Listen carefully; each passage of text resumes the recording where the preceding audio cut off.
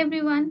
जैसा कि हम सबने विटनेस किया है कोरोना टाइम को, पेंडेमिक का ये टाइम एक काफ़ी टफ टाइम रहा है पूरे नेशन के लिए, स्पेशली उन बच्चों के लिए जिन्होंने अपने बोथ द पेरेंट्स और गार्जियंस को खोया है। सुप्रीम कोर्ट की एक रीसेंट जजमेंट एक छोटी सी रिलीफ उन बच्चों के लिए, जिसमें सुप्रीम कोर्ट स्टेट्स को डायरेक्शन देता है to bear all the educational expenses of those children. आज हम इस वीडियो में इसी रिलीफ के बारे में बात करेंगे। Also we will discuss the right to education. Let's begin. Recently, a two-judge bench comprising Honorable Justice L. Nageshwar Rao and Justice Anuruddha Bose ने ये कहा कि ये स्टेट की रिस्पॉन्सिबिलिटी है to ensure a proper and uninterrupted education for all those children who have lost their both the parents or guardians during this pandemic, that means after March 2020. Court ने ये clarify किया further कि जो protection है, ये financial assistance है, ये सिर्फ उन्हीं बच्चों तक लिमिटेड है जिन्हें इस असिस्टेंस की ज़रूरत है, those who are in the need of this protection and care. आगे कोर्ट कहता है कि इममटीरियल है कि जो डेथ हुई है पेरेंट्स की, वो ड्यू टू कोविड-19 हुई है या फिर किसी अदर रीजन की वजह से। तो कोर्ट लैंग्वेज यूज करता है ड्यूरिंग कोविड-19, कोर्ट ये लैंग्वेज यूज नहीं करता है ड्यू टू कोविड-19। So it is clear, it is immaterial to see the reason of death. अब सुप्रीम कोर्ट की ये स्टेटमेंट पावर ड्राइव करती है from article 21A of the constitution of India. So let's see the article. Article 21A एक duty cast करता है state पे। ये स्टेट की रिस्पॉन्सिबिलिटी बनाता है कि वो उन सभी बच्चों को जो फॉल करते हैं 6 to 14 ईयर के एज ग्रुप में, उनको free and compulsory elementary education provide करें। ये जो राइट है, ये ओरिजिनली कॉन्स्टिट्यूशन में प्रेजेंट नहीं था, इसे बाद में एक अमेंडमेंट के जरिए ऐड किया गया है थ्रू 86 अमेंडमेंट एक्ट 2002।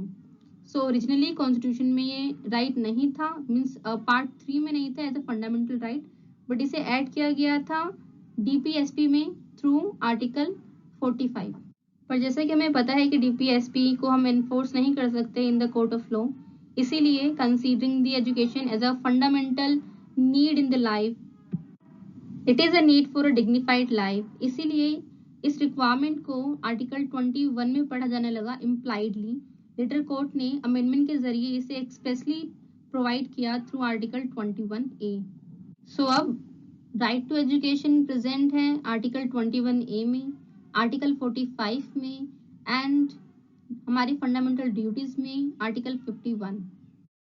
इसके साथ ही कुछ टाइम पहले our prime minister mister Modi ने कुछ ऐसे स्टेप्स डिस्कस किए जिनसे इन बच्चों को एक सपोर्ट सिस्टम प्रोवाइड किया जा सके, और ये सपोर्ट दिया जाएगा under PM CARES for children scheme. Mister Modi ने ये भी कहा that children represent the future of the country and country will and must do everything possible to protect them, to support them. Children जो 10 वर्ष तक के हैं उन्हें केंद्रीय विद्यालय में एडमिशन दिया जाएगा। फर्दर कोर्ट ने ये डायरेक्शन दी कि स्टेट को एजुकेशन रिलेटेड सभी खर्चे उठाने पड़ेंगे, जैसे कि uniform, books and other. National committee for the protection of child right की डेटा रिपोर्ट के हिसाब से इंडिया में तकरीबन 6,855 ऐसे बच्चे हैं जो कि ऑर्फन हैं, that means they have lost their both the parents, जबकि अभी तक रजिस्ट्रेशन सिर्फ 2,600 बच्चों का ही हुआ है। कोर्ट डायरेक्ट करता है स्टेट्स को जल्द से जल्द रजिस्टर्ड बच्चों को सपोर्ट करने के लिए, प्रोटेक्शन देने के लिए स्कीम के हिसाब से इन बच्चों का एडमिशन नियरेस्ट केंद्रीय विद्यालय में होना है, और अगर कोई बच्चा प्राइवेट स्कूल में एनरोल्ड है तो इसकी फी या तो वेव होनी है या तो सरकार को उठाना है। कोर्ट डिस्कस करता है रीजन क्यों इस काम को एक टाइम लिमिट के अंदर जल्द से जल्द करना है। जिन बच्चों ने अपने माता पिता को खो दिया है, दैट मीन्स जो बच्चे ऑर्फन हो चुके हैं, वो हाईली वल्नरेबल हैं और हाई चांसेस हैं of these children to end up as child labor. Lastly, government ने कई दूसरी स्कीम्स को भी डिस्कस किया है इन बच्चों के लिए, जैसे कि PMJ, Ayushman Bharat. So with this I end my video here. Thank you so much for watching it.